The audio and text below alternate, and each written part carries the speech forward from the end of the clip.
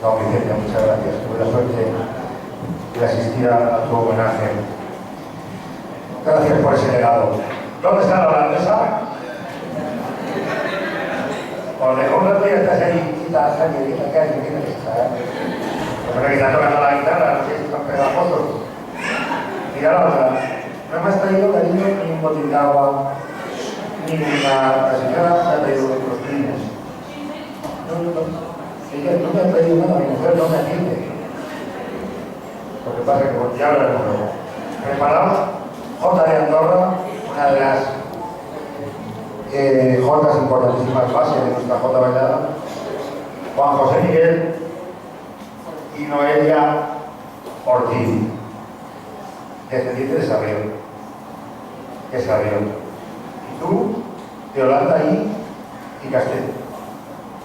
Nos interpretan magníficamente la jota de Andorra.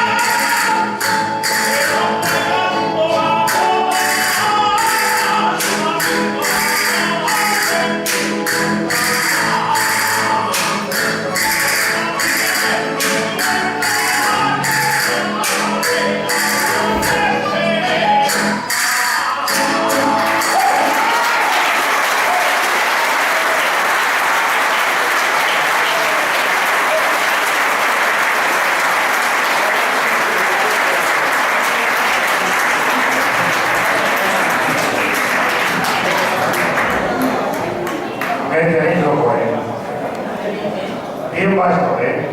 ¿Cómo va esto?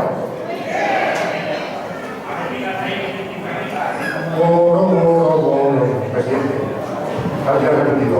1, 2 y... Ahí estamos, ¿eh? Pero sale. ¿Cómo están tocando? El cielo.